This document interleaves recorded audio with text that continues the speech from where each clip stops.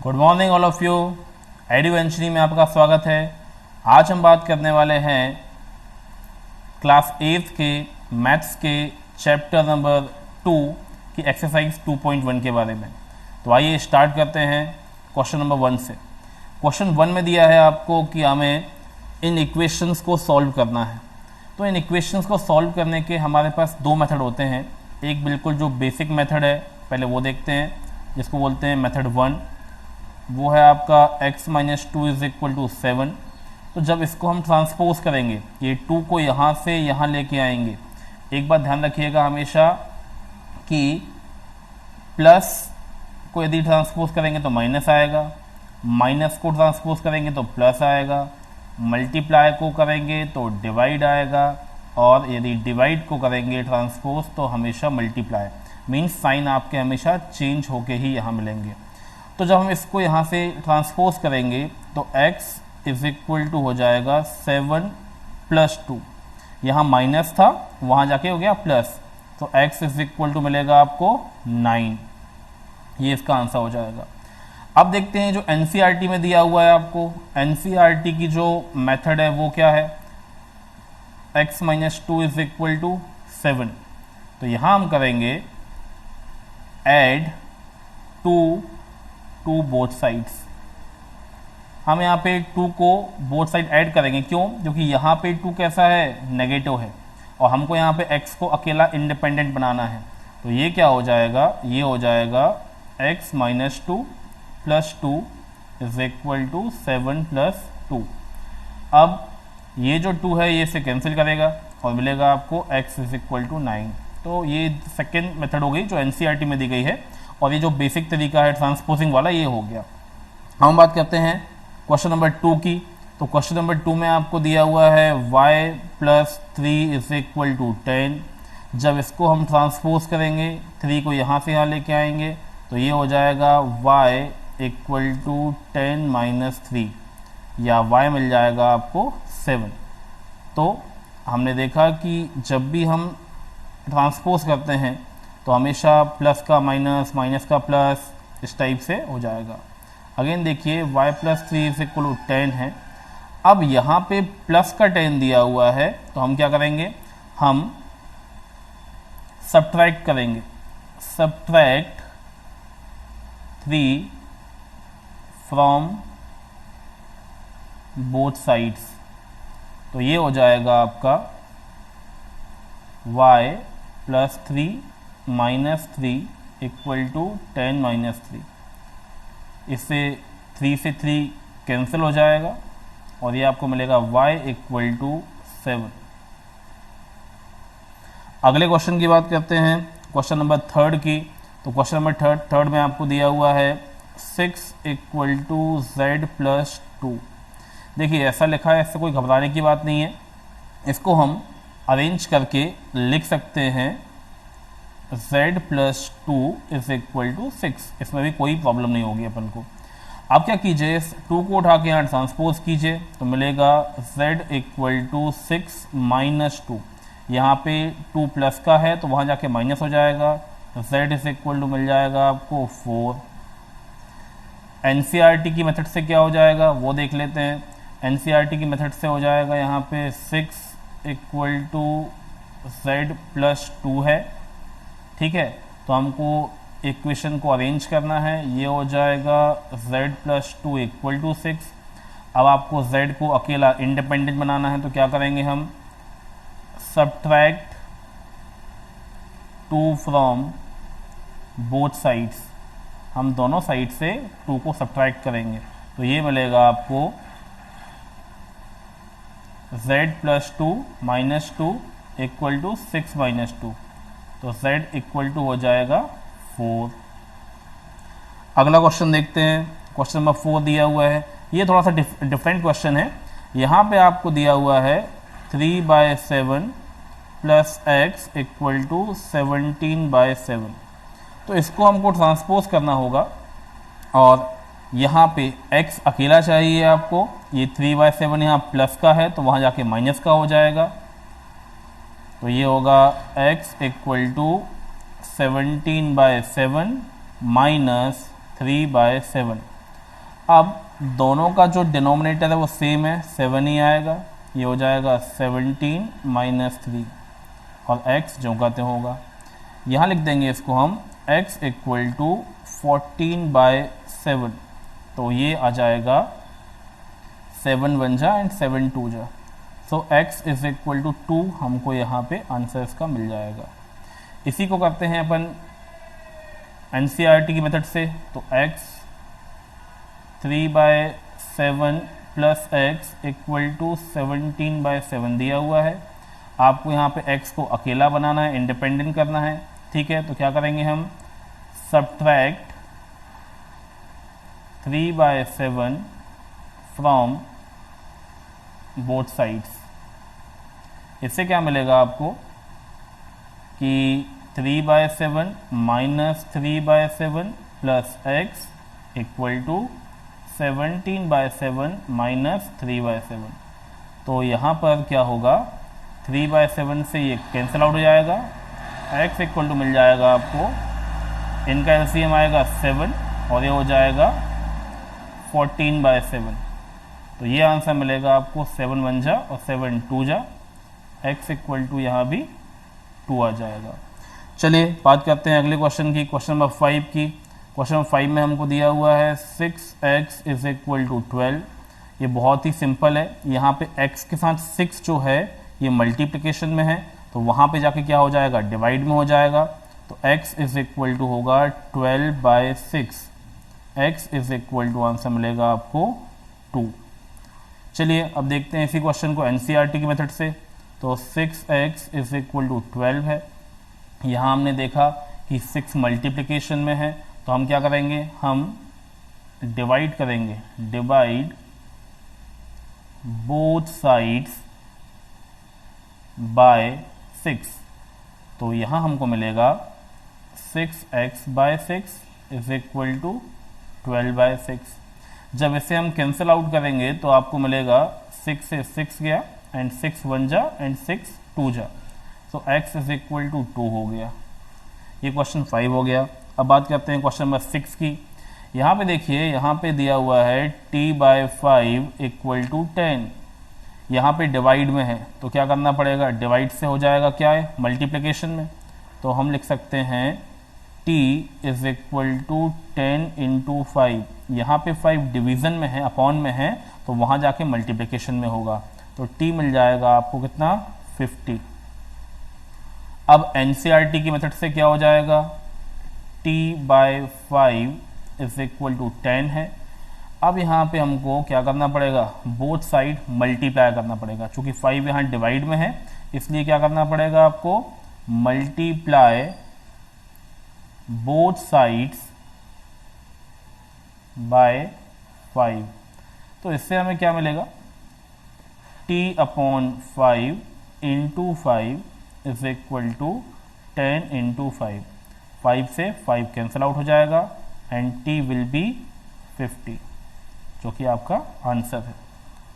अगला क्वेश्चन देखते हैं, क्वेश्चन नंबर 7। क्वेश्चन नंबर 7 में दिया हुआ है आपको 2x/3 इज इक्वल टू 18। अब आप यहाँ देखिए, यहाँ पे 2 मल्टीप्लाई में है और जो 3 है ये अपॉन में, मतलब डिवीजन में है, तो हमको यहाँ पे दोनों ही चीज़ें करनी पड़ेंगी। सबसे पहले हम क्या करते हैं, इस 3 का कर देते हैं मल्टीप्लाई, वहाँ पे, यहाँ पे डिवाइड में है तो वहाँ जाके मल्टीप्लाई होगा, तो ये हो जाएगा 2x इक्वल टू 18 इंटू 3। और जो अगला स्टेप है उसमें ये आ जाएगा कि x को हमको अकेला बनाना है और 2 यहाँ मल्टीप्लाई में है, तो वहाँ जाके डिवाइड होगा, तो ये आएगा 18 इंटू 3 अपॉन 2। अब इसको हम कैंसिल कर सकते हैं, 2 1 जा 2 हो जाएगा और 2 9 जा 18, तो x इज इक्वल टू मिलेगा आपको 9 3 जा 27। चलिए अब अगला क्वेश्चन, इसी क्वेश्चन को देखते हैं NCERT के तरीके से। तो ये दिया हुआ है 2x/3 इक्वल टू 18। तो हम यहाँ पे क्या करेंगे, सबसे पहले इस 3 जो कि डिवीजन में है इसको रिमूव करेंगे, तो हम लिख देंगे यहाँ पे मल्टीप्लाई बोथ साइड्स बाय 3। आपको 3 से बोथ साइड मल्टीप्लाई करना है, तो मिलेगा 2x/3 into 3 equal to 18 into 3। अब आपको यहाँ मल्टीप्लाई नहीं करना है क्योंकि बाद में कट जाएगा। तो यहाँ आप देखेंगे कि 3 से 3 क्या हो गया, कैंसिल आउट हो गया। ये बचा आपका 2x इक्वल टू 18 इंटू 3। हम मल्टीप्लाई नहीं कर रहे हैं क्योंकि ये कैंसिल हो जाएगा। अब क्या करना पड़ेगा आपको, यहाँ पे x को अकेला बनाना है और 2 जो है ये मल्टीप्लाई में है, तो इसको हमको डिवाइड में लेके आना पड़ेगा। तो क्या करेंगे आप यहाँ पे, डिवाइड बोथ साइड्स बाय 2। तो ये हो जाएगा 2x by 2 is equal to 18 into 3 upon 2। इसको हम सॉल्व करेंगे तो 2 से 2 कैंसिल हो जाएगा, 2 1 जाएगा एंड 2 9 जा। तो x इज इक्वल टू आएगा 9 into 3 means x is equal to हो जाएगा 27। ये हो जाएगा इसका आंसर। चलिए आगे बढ़ते हैं, क्वेश्चन 8 की बात करते हैं। क्वेश्चन 8 में थोड़ा सा टिपिकल है क्योंकि यहाँ पे हमको वैल्यूज दी हैं पॉइंट में, ये भी डेसिमल में है, ये भी डेसिमल में है। तो घबराने की कोई बात नहीं है, सिंपल हम लिख सकते हैं इसको, y upon 1.5 is equal to 1.6। केवल आपने इसको हम यहाँ ले आए और इसको यहाँ पे लेके आ गए। अब क्या करना पड़ेगा आपको, y इज इक्वल टू, अब देखिए 1.5 डिवीजन में है तो वहाँ यहाँ क्या होगा, मल्टीप्लाई में, तो 1.6 इंटू करना पड़ेगा 1.5। जब हम यहाँ पर 1.6 और 1.5 का मल्टीप्लाई करेंगे तो आपको मिलेगा कितना, 2.4। ये हो जाएगा, इसको यदि सिंपल मल्टीप्लाई करें आप तो ये मिलेगा 2.40। आप चाहें तो सिंपल क्या कर सकते हैं, 16 का 15 से मल्टीप्लाई कीजिए। देखिए कैसे करेंगे इसको, यहाँ पे हम करेंगे 16 इंटू 15, तो 15 6 जाएगा कितना आपका 90, 15 1 जा 15 एंड 9 24। अब यहाँ पे एक डेसिमल यहाँ है और एक डेसिमल यहाँ है, तो यहाँ से हम काउंट करेंगे इसको और जो डेसिमल लगाएंगे वो 1 डिजिट एंड 2 डिजिट, तो यहाँ आ जाएगा। तो आंसर क्या आएगा आपका, आंसर आएगा 2.40। ओके, चलिए इसी क्वेश्चन को हम करते हैं अब NCERT तरीके से। तो हमें क्वेश्चन दिया हुआ है y अपॉन 1.5 इक्वल टू 1.6। यहाँ पर 1.5 डिवाइड का है तो हम क्या करेंगे, हम बोथ साइड मल्टीप्लाई बाय 1.5। तो ये आपको मिल जाएगा y upon 1.5 into 1.5 is equal to 1.6 into 1.5।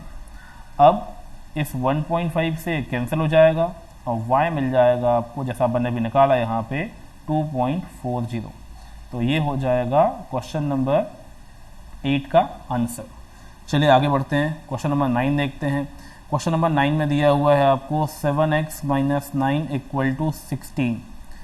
सबसे पहले हमको ये जो 9 दिया है माइनस का, इसे ट्रांसपोज करना होगा, वहाँ जाकर हो जाएगा प्लस का, तो ये आएगा 7x इक्वल टू 16 माइनस 9। अब इसको देखिए आगे, ये क्या हो जाएगा, 7x इक्वल टू 16 में से 9 जाएगा तो 7 बचेगा और x हो जाएगा 7 अपॉन 7 दैट इज 1। तो यहाँ पर जो x की वैल्यू आई, x आ गया 1। अब इसी क्वेश्चन करते हैं अपन NCERT की मेथड से। तो 7x minus 9 is equal to 16 दिया हुआ है। अब आप देखिए कि यहाँ पे सबसे पहले हमको 9 को अलग करना है, 9 यहाँ माइनस का है, तो क्या करना पड़ेगा आपको, ऐड 9 टू बोथ साइड्स। जो भी दिया होता है उसका साइन ऑपोजिट करके हमको ऐड या मल्टीप्लाई या डिवाइड या माइनस करना होता है। तो ये हो जाएगा यहाँ से 7x minus 9 plus 9 equal to 16 plus 9। यहाँ आप देखेंगे कि 9 से 9 कैंसिल हो गया, ये बचा 7x इक्वल टू, ये हो जाएगा यहाँ पर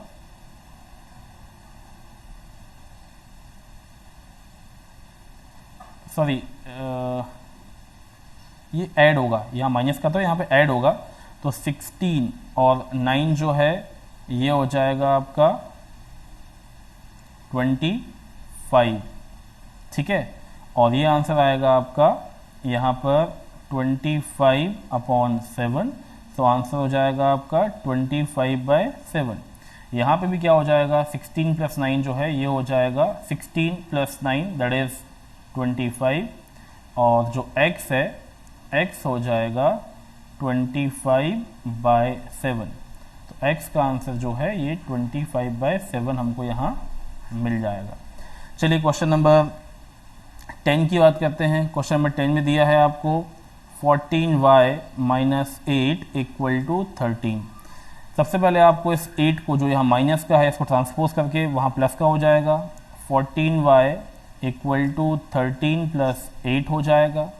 अब आगे देखिए आप, 14y = 3 और 8 कितना आएगा, 11 आएगा, और 1 और 1 कैरी का ये 2 हो जाएगा। तो y = हो जाएगा 21/14, जिसको यदि अपन सॉल्व करेंगे तो यहाँ पे 7 2 जा और 7 3 जा, तो y का आंसर आएगा आपका 3/2। ये इसका आंसर हो जाएगा। अब इसी क्वेश्चन को एनसीईआरटी से देखें यदि अपन, तो ये होगा 14y - 8 = 13। यहाँ पे 8 माइनस का है तो हमको बोथ साइड ऐड करना पड़ेगा। ऐड 8 टू बोथ साइड्स, इसके दोनों साइड हमको 8 को ऐड करना होगा। तो ये हो जाएगा 14y - 8 + 8 = 13 + 8। इसको लिख सकते हैं अपन, ये 8 से 8 कैंसिल हो जाएगा, ये हो जाएगा 14y = 13 एंड 8 ये जाएगा आपका 21। अब यहाँ पे 14 मल्टीप्लाई में है तो क्या करना पड़ेगा, डिवाइड बोथ साइड्स बाय 14। जब 14 से हम डिवाइड करेंगे बोथ साइड तो क्या मिलेगा, 14y/14 = 21/14। 14 से 14 कैंसिल हो जाएगा और यहाँ मिलेगा आपको 7 2 जा एंड 7 3 जा। सो इसका जो आंसर होगा वो y हो जाएगा, y = 3/2। चलिए अब बात करते हैं अगले क्वेश्चन की। क्वेश्चन नंबर 11 है आपका। 11 में हमको दिया हुआ है 17 + 6p = 9। सबसे पहले हम क्या करेंगे, इस 17 को ट्रांसपोज करेंगे, जो प्लस का है वहाँ जाके माइनस का हो जाएगा। तो ये होगा 6p = 9 - 17। ये 17 यहाँ प्लस का था तो यहाँ के क्या हो जाएगा, ये माइनस का। अब ये होगा 6p = अब देखिए 9 से 17 तो माइनस नहीं होगा, तो हमको 17 से 9 माइनस करना पड़ेगा। 17 में से 9 जाएगा तो ये बचेगा आपका -8। हमेशा यदि डिजिट अलग अलग होती हैं तो बड़ी डिजिट से छोटे को माइनस करते हैं और साइन हमेशा बड़े डिजिट का ही आता है। तो p हो जाएगा आपका यहाँ पे -8/6, जिसको यदि आप सॉल्व करेंगे तो ये मिलेगा 2 3 जा 6 एंड 2 4 जा 8।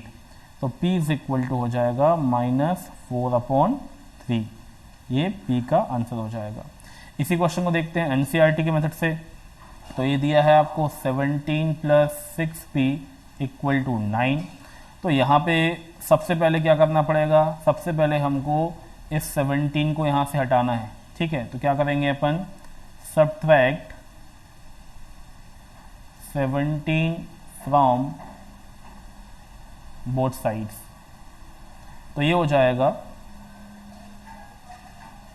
17 - 17 + 6p = 9 - 17। अब आप देख सकते हैं कि यहाँ 17 से 17 कट जाएगा, ये बचेगा केवल आपका 6p = अब 17 में से 9 जाएगा तो ये होगा -8। इसको जब सॉल्व करेंगे आगे अपन तो क्या मिलेगा, अब यहाँ पे 6 है जो ये मल्टीप्लायर में है, तो क्या करना पड़ेगा आपको, अब इसको हमको डिवाइड करना पड़ेगा। Divide both sides by 6। तो अगली स्टेप क्या हो जाएगी, ये हो जाएगी हमारी 6p/6 = -8/6। यहाँ पे 6 से 6 चला जाएगा, ये 2 3 जा एंड 2 4 जा, तो p की वैल्यू हमको मिल जाएगी -4/3। तो देखा आपने, हमने दो तरीके से, एक आपका जो NCERT का तरीका है और एक जो सिंपल ट्रांसपोजिंग तरीका है, हम दोनों से क्वेश्चन सॉल्व करते जा रहे हैं। ये क्वेश्चन 12 दिया है अपन को, यहाँ पे दिया हुआ है x/3 + 1 = 7/15। सबसे पहले क्या करना पड़ेगा आपको, इस 1 को यहाँ से यहाँ ट्रांसपोज करना पड़ेगा।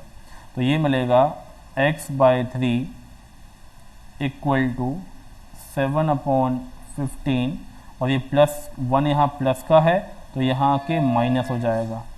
और जब इसका हम लेंगे LCM तो हमको LCM मिलेगा x/3 = इनका LCM क्या होगा, 15 1 जा, इनका मल्टीप्लाई करेंगे, 15 1 जा 15। अब आप देखिए यहाँ पे क्या होगा, 1 का इंटू कीजिए 7 में तो ये आएगा 7 प्लस का, बीच में माइनस साइन जो कहते हो, और ये हो जाएगा 15 × 1 तो होगा 15। ठीक है, ये आपका मिल गया। अब ये हो जाएगा x/3 = 15 में से 7 जाएगा तो बचेगा माइनस का 8/15। अब क्या करना पड़ेगा हमको, ये 3 जो यहाँ पे माइनस डिवाइड में है इसका अपन को मल्टीप्लाई करना पड़ेगा। तो ये हो जाएगा x = -8/15 × 3। यहाँ कुछ कैंसिल हो सकता है क्या, देख लेते हैं।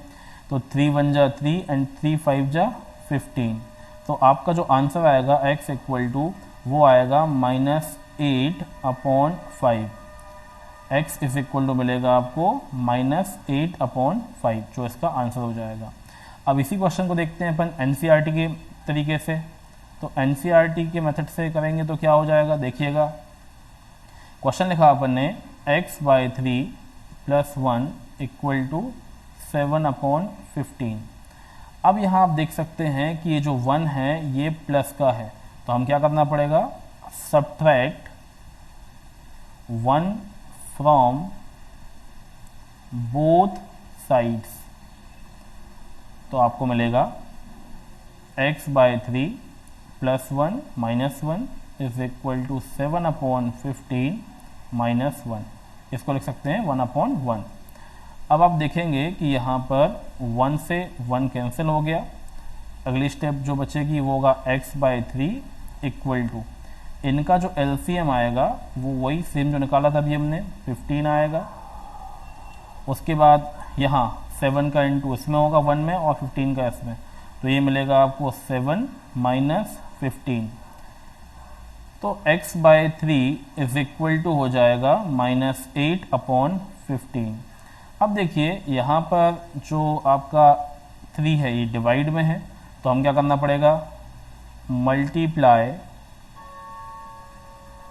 Both sides by 3। हम 3 से बोथ साइड मल्टीप्लाई करेंगे तो क्या मिलेगा, ये देख लीजिए।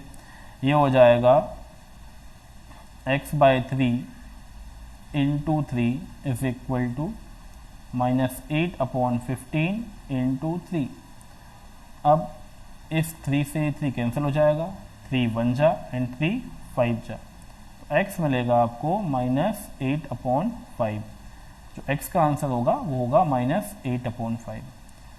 तो आई होप आपको ये पूरी एक्सरसाइज समझ में काफ़ी अच्छे से आ गई होगी। ठीक है, तो यदि कोई डाउट होता है तो आप प्लीज़ मुझे कमेंट कीजिए, और इसी टाइप के और वीडियोस के लिए मेरे चैनल को लाइक और सब्सक्राइब कीजिए, ताकि मैं आपको और भी सब्जेक्ट जैसे कि साइंस है, SST है, उसके वीडियोस भी प्रोवाइड कर सकूं। Thank you.